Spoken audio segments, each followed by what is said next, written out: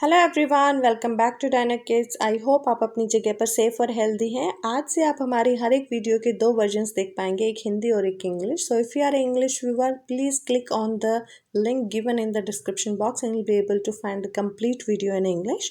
अभी के लिए हम ये वीडियो हिंदी में जारी रखते हैं। वीडियो स्टार्ट करने से पहले प्लीज़ हमारे चैनल को सब्सक्राइब कर दीजिए, बेल आइकन को प्रेस कर दीजिए ताकि सभी अपडेट्स आपके पास आ पाएँ।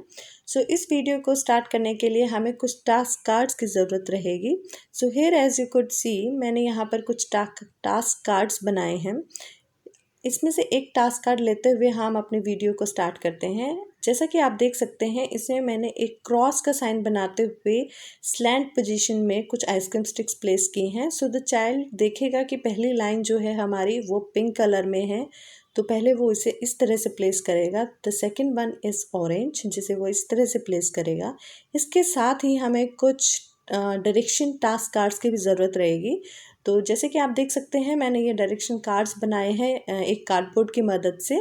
सो चाइल्ड दिखेगा कि तो पहला डायरेक्शन है वो डाउनवर्ड डायरेक्शन में है, तो उसे इस तरह से प्लेस करेगा।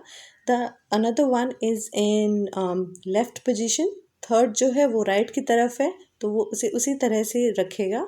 The last one is towards the downward, नीचे की तरफ जाते हुए टास्क कार्ड है, तो जो बच्चा है वो उसे इस तरह से प्लेस करेगा। And the activity is complete. इस तरह से देखते हुए बच्चा ये देखेगा कि ये जो टास्क कार्ड है बिल्कुल उसने उसी तरह से कॉपी किया जिस तरह से चाहिए था।